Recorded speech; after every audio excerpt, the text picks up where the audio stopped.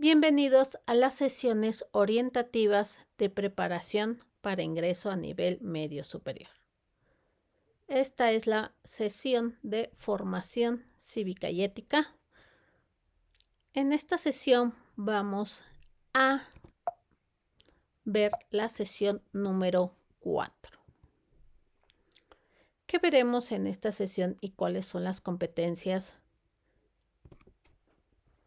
a cumplir?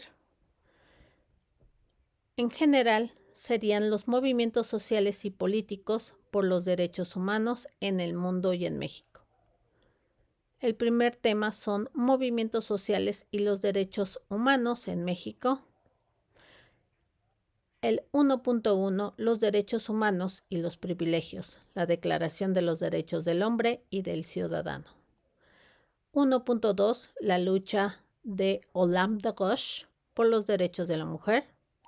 1.3, los derechos civiles en Estados Unidos. 1.4, los derechos humanos en la actualidad. 1.5, movimientos sociales y políticos que promueven la igualdad en el contexto histórico de México y América Latina. 1.6, responsabilidad social de combatir la desigualdad. 1.7, movimientos sociales y políticos en la actualidad. 1.8, postura ética ante los movimientos sociales y políticos. 1.9, acciones para promover y defender los derechos humanos desde una postura ética. El segundo tema será consecuencias de la desigualdad en la calidad de vida de las personas y comunidades.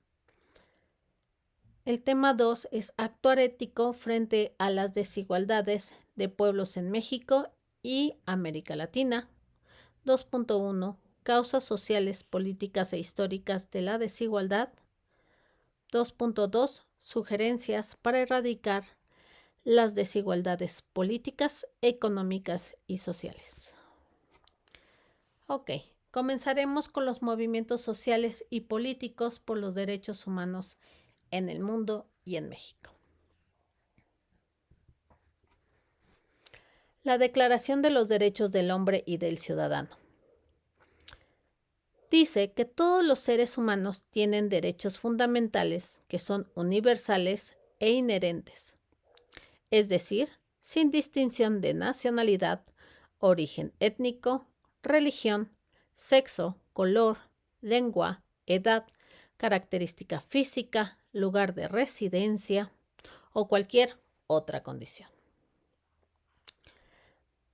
Bueno, tuvieron que ocurrir muchas luchas y movimientos sociales que garantizaran la igualdad y la dignidad de los seres humanos. En 1789, en Francia, se aprobó la Declaración de los Derechos del Hombre y del Ciudadano, que es el legado fundamental que tenemos de la Revolución Francesa. Esta declaración otorgó derechos naturales e imprescindibles y reconoció la igualdad de todos los ciudadanos ante la ley y la justicia, para garantizar una vida libre y digna para todos. Estos derechos son la libertad, la propiedad, la seguridad y la resistencia a la opresión.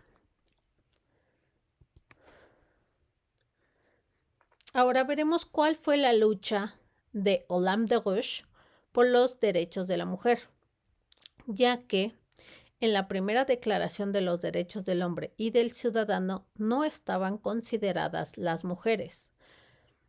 En ese entonces sí había cierta discriminación hacia las mujeres, ya que no se les permitía pues tener acceso a estudiar, a tener un empleo.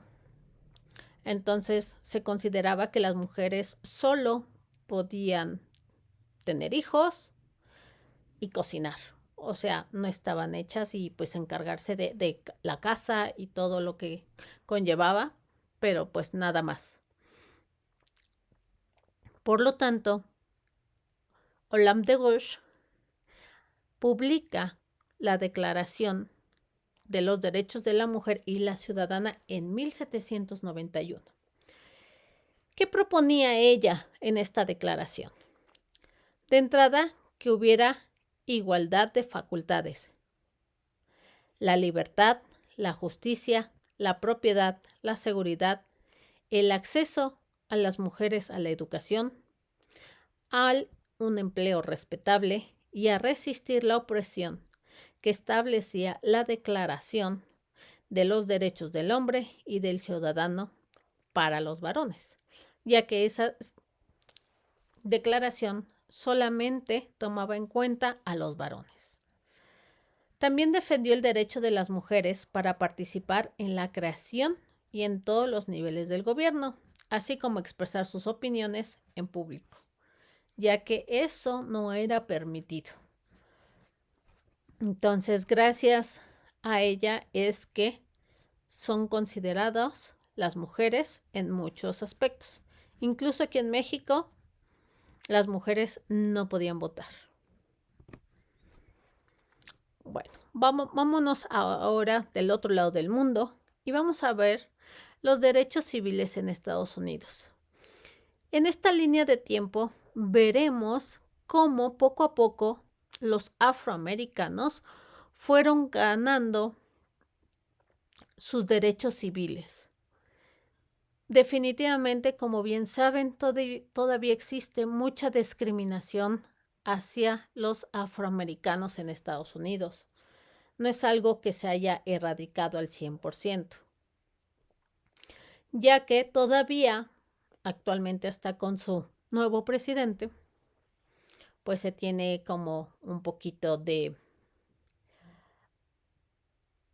hacer, ¿no? A América como antes y demás.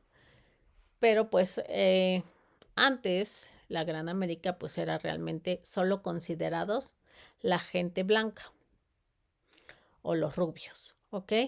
Entonces, en esta línea de tiempo iremos viendo cómo poco a poco fueron siendo considerados ciudadanos los afroamericanos. Ok, comencemos.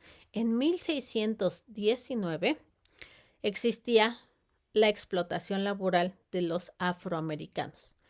En este caso, pues solamente eran esclavos. Llegó un punto en el que se dividieron los estados del norte y los del sur. Unos sí los consideraban esclavos y la otra parte de los estados no. ¿Ok?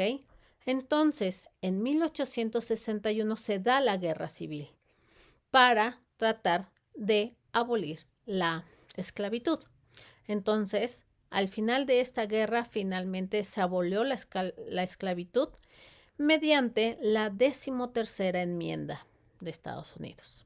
Y también se les garantizó la protección a toda persona bajo la enmienda 14ª. Para 1870, finalmente tienen derecho al voto bajo la 15ª enmienda.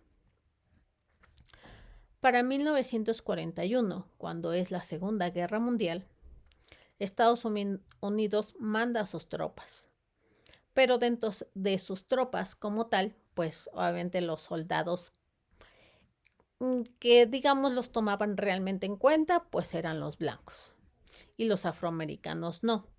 Sin embargo, pues hacían esta separación como de ellos sí pertenecen a la Fuerza Armada y los negros, los afroamericanos no. Incluso a los afroamericanos les mandaban a hacer otro tipo de misiones. En 1947, Jackie Robinson es el primer afroamericano en formar parte de las ligas mayores de béisbol. Y entonces es cuando ya empiezan a tomar en cuenta a los afroamericanos para entrar a las ligas mayores de los deportes, ya que antes de esto, la verdad, no eran considerados. Ellos no les permitían entrar pues así que al Salón de la Fama, a los deportes, a la política, a ser actores, etcétera, etcétera. O sea, toda esta parte. En 1948, por su desempeño y compromiso, Ahora sí, los afroamericanos son integrados a las Fuerzas Armadas. En 1963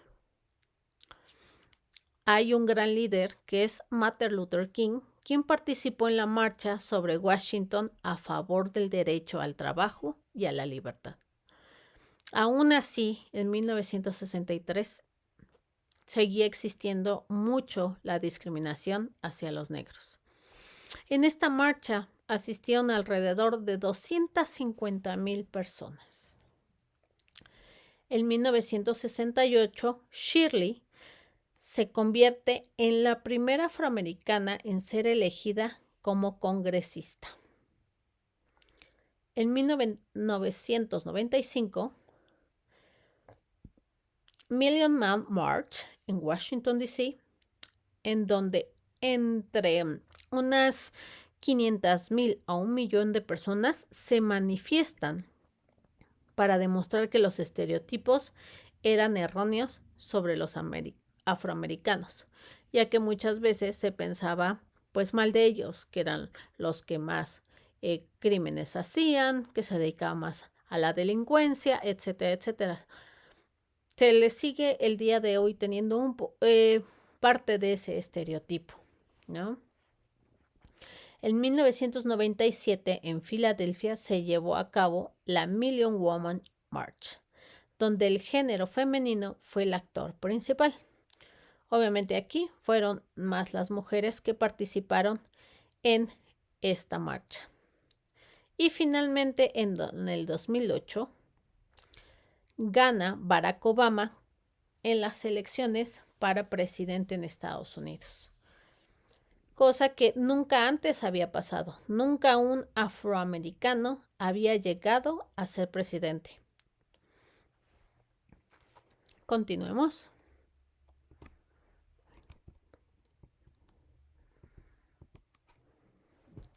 Vamos a ver ahora cuál es la trascendencia de los movimientos sociales y políticos en México y Latinoamérica para garantizar la igualdad, la libertad de las personas y el bienestar colectivo.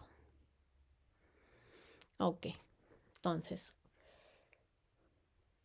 movimientos sociales y políticos que promueven la igualdad en el contexto histórico de México y América Latina.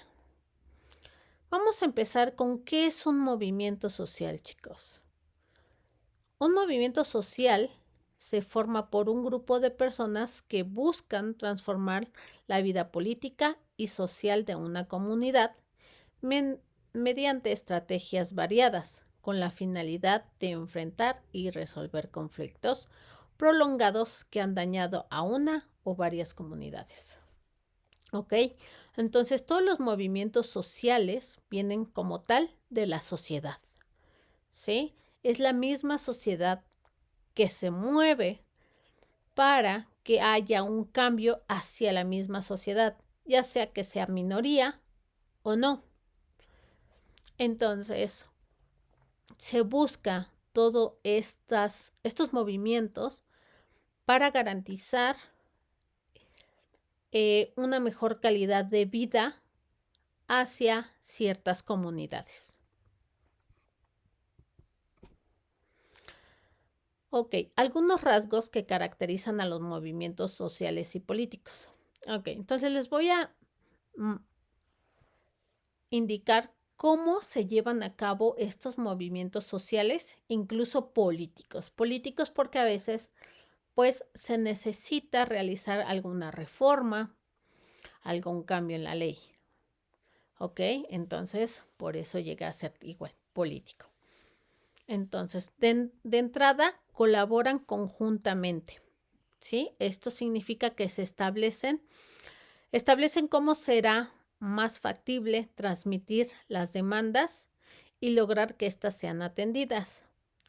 Si más personas participan, se agrupan en movilizaciones colectivas que resaltan la importancia de sus peticiones y promueven la solidaridad. ¿Ok? Entonces, obviamente, entre más personas se unan a este movimiento, más seguro es que las autoridades les hagan caso. Hacen alianzas Esto significa que invitan a organizaciones que coincidan con los intereses del movimiento, a sumar esfuerzos para darse a conocer y ser atendidos. Buscan participación de diversos sectores de la sociedad. ¿Ok? O sea, no nada más las personas que son de esa comunidad, sino al contrario, buscan más. Puede ser empresarios, puede ser estudiantes, o sea, o sea, cualquier sector de la sociedad, ¿ok? Y obviamente entre más personas o más sectores de la sociedad se, se agreguen a este movimiento, pues va a ser más ruido, claramente. Parte de una necesidad. Cualquier movimiento siempre va a partir de una necesidad. ¿Ok? Surgen como respuesta a problemas existentes en la sociedad o para modificar reglas, acuerdos, leyes o normas que se consideran contrarios a los principios de igualdad y al respeto de los derechos humanos.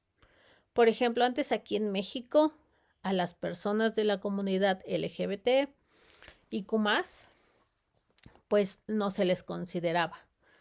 Incluso pues eran muy discriminados, llegaban a sufrir de mucho bullying, etcétera, etcétera.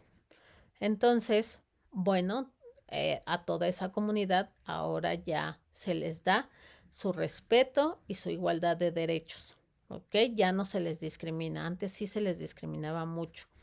Incluso a las personas con capacidades diferentes o minusválidos, igual, de igual forma, no había rampas antes para que pudieran subir a las banquetas o acceso a sillas de ruedas, etcétera, etcétera. Entonces, todos estos movimientos finalmente que empezaron siendo sociales, al final sí tienen una modificación en las leyes, lo cual es bastante importante.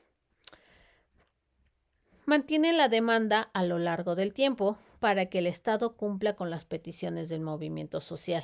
Las mantiene vigentes, actualizándolas y difundiéndolas de manera constante. ¿Ok? Para que eso, pues, literalmente no se olvide. Utilizan diversas estrategias y herramientas para visualizar sus mensajes y asegurarse de que las autoridades tomen en cuenta sus demandas. Llevan a cabo protestas sociales, manifestaciones públicas, actividades en redes sociales, contacto con medios de comunicación, críticas, demandas, discursos o proyectos. Todos estos movimientos nombran a sus representantes, designan voceros o voceras cuya función es transmitir los mensajes de demanda y atraer a más personas al movimiento. Porque obviamente siempre, pues, atraer a más personas a un movimiento siempre va a tener mejores resultados. Ok, veamos ahora la responsabilidad social para combatir la desigualdad. Como bien saben, en México y América Latina existe realmente una gran desigualdad. Desigualdad en muchos aspectos. Pueden ser de educación, pueden ser socioeconómicas, etc. Entonces, finalmente nosotros, siendo parte de la sociedad, también tenemos una responsabilidad. Entonces, como tal, la responsabilidad no es asunto únicamente gubernamental o empresarial. O sea, no solo el gobierno debe solucionar este problema, pues requiere apoyo y compromiso de toda la sociedad para emprender acciones encaminadas a erradicar la desigualdad social, económica, educativa, de género y legal que enfrentan algunos grupos o individuos. Es fundamental mantener fijo y constante el objetivo de promover diferentes acciones en beneficio del bienestar social. Finalmente, es importante que la misma sociedad se ayude a sí misma o entre ellos, diferentes grupos. De otra manera, pues solamente el gobierno o solamente empresas, que la mayoría son asociaciones civiles que ayudan eh, a los más pobres o a los desprotegidos o a los niños sin hogar o incluso a los perritos, ¿no? Abandonados, etcétera, etcétera. Todas estas asociaciones pues necesitan ayuda de la sociedad y la misma sociedad ayudarse a sí misma. Vamos a ver cuál sería la postura ética y movimientos sociales, acciones para defender los derechos humanos. Entonces, existen diferentes movimientos sociales, que son en su mayoría pues 4, ¿no?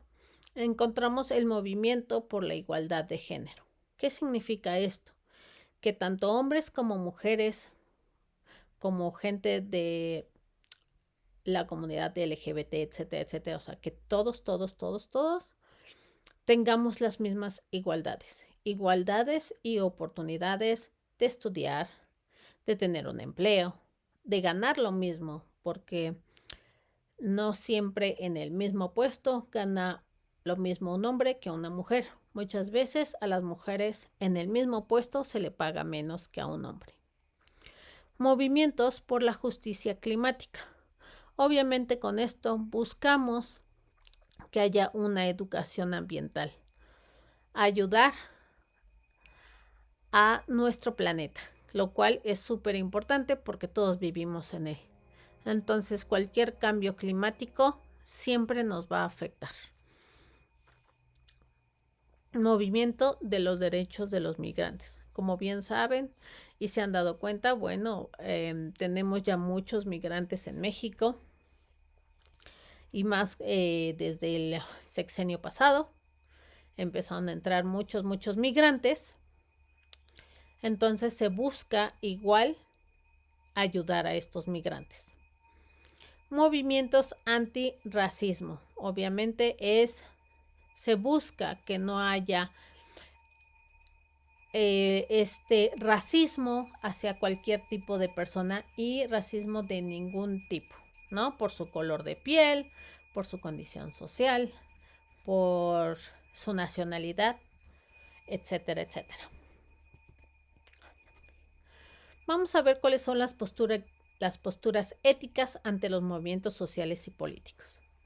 Ok, en esta parte es importante que si tú quieres formar parte de algún movimiento social o político, tengas en cuenta estos 4 puntos, los cuales son muy importantes. De entrada, tienes que ver los principios éticos de este movimiento. ¿Ok? Si estos movimientos éticos tienen alguna importancia para ti o incluso si tienes tú los mismos principios éticos y los valores que te llamen la atención de este movimiento social. 2. Debes tener un conocimiento e información de este movimiento social o político. ¿Sí? A qué se dedican, qué hacen, cómo se mueven, quién lo creó, etcétera, etcétera. ¿Ok?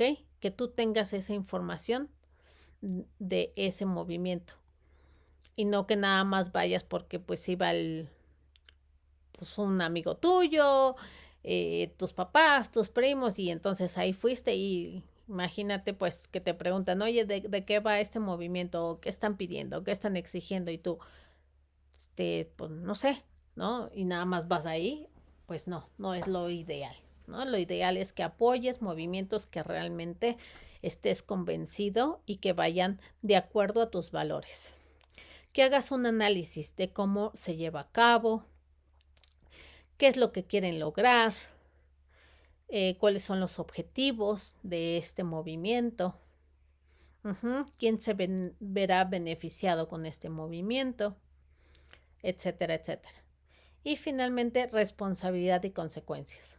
¿Ok? Que sepas tu responsabilidad dentro de este movimiento y las consecuencias que podría tener. Consecuencias sería, no sé, que haya una nueva ley de protección para X o Y cosa, etcétera, etcétera. Entonces, es importante que siempre haya un análisis al respecto. Ok, vamos a ver cuáles son las acciones para promover y defender los derechos humanos desde una postura ética. Ok, entonces siempre existen acciones que nos ayudarán a promover, ¿sí?, estos derechos. Obviamente lo estamos viendo desde una postura ética que va a que sea siempre de la mejor manera. ¿Ok? Entonces tenemos que sería sumarse a movimientos y organizaciones, participar en manifestaciones pacíficas, realizar actividades de voluntariado, organizar y participar en campañas de sensibilización y construir alianzas. Entonces, obviamente sería construir alianzas con ciertas dependencias o asociaciones que tengan los mismos valores, que sean éticos. Siempre será lo mejor y lo más ideal.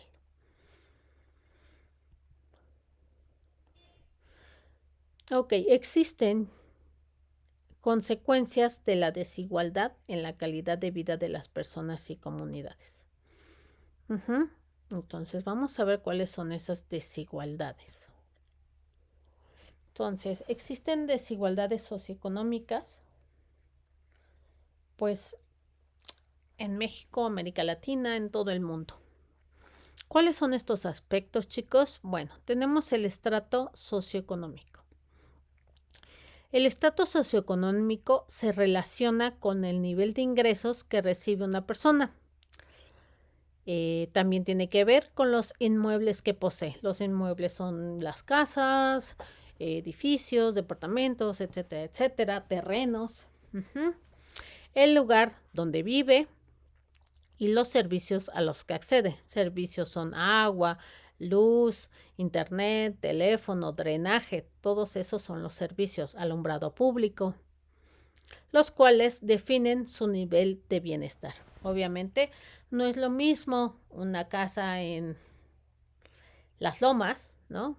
O que hay mucha iluminación, hay parques, hay zonas verdes, etcétera, etcétera, drenaje, calles amplias, pavimentadas, etcétera, etcétera, pues a lo mejor en alguna comunidad lejana en la cual pues a lo mejor no hay calles como tal, sino que está pues nada más la tierra, que no hay alumbrado público, que no hay drenaje, etcétera, etcétera, ¿no? También tenemos la actividad laboral. Es la actividad laboral, pues así que es la inclusión e incorporación de las personas a la actividad laboral, o sea, a un trabajo, que beneficia la productividad del país. Obviamente, entre más trabajo haya en un país, pues su productividad siempre será mejor. Tenemos la estructura productiva. Son las actividades económicas de producción que tiene un país y la oportunidad de acceso de la población a estas. ¿Ok? Entonces es todo lo que produzca el país, que la misma sociedad tenga oportunidad de acceder a ellas. Tenemos también la estructura de la propiedad. Se refiere a la manera como se distribuyen los bienes y propiedades en la población. Obviamente habrá, los bienes tienen que ver obviamente con todo dinero, etcétera, etcétera. Porque pues no todos tienen los mismos recursos para ir a un hospital. Puede ser privado, puede ser del Estado. Hay quienes no tienen pues como tal el acceso a ir a un hospital privado o a uno del Estado. Efectos de la desigualdad socioeconómica en la calidad de vida de la población. La desigualdad socioeconómica se expresa en el reparto desigual de las riquezas y en la productividad de una comunidad o de un país. Este tipo de desigualdad se vincula a otros que afectan el bienestar de las personas, es decir, que les impiden contar con las condiciones necesarias para una vida digna, la cual implica el acceso de servicios educativos y de salud, entre otros. Obviamente no es lo mismo ir a una escuela privada que a una escuela pública o que ni siquiera vayas a la escuela, ¿no? O como en lugares que son muy lejanos, muy rurales, lamentablemente, pues a veces ni la luz llega, ¿no? Entonces, pues si no llega la luz, obviamente, pues difícilmente tendrían acceso a salud, etcétera, etcétera, o cuestiones educativas.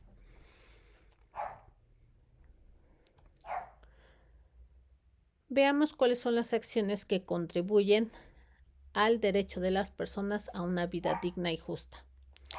Es importante que el Estado, en sus distintos niveles, tanto local como estatal y federal, consideren lo siguiente, que es escuchar las necesidades y problemáticas que atraviesan los diferentes grupos sociales, que las comprendan, comprenderlas, comunicarlas y generar políticas y programas que den opciones a solución.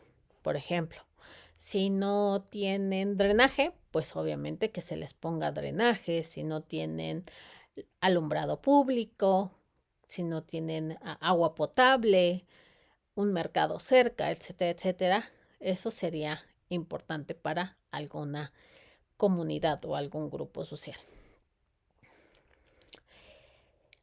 Apoyar las iniciativas, acciones o estrategias que grupos sociales organizados han puesto en marcha para atender algunos problemas, como la disminución de la pobreza y marginación de sus comunidades.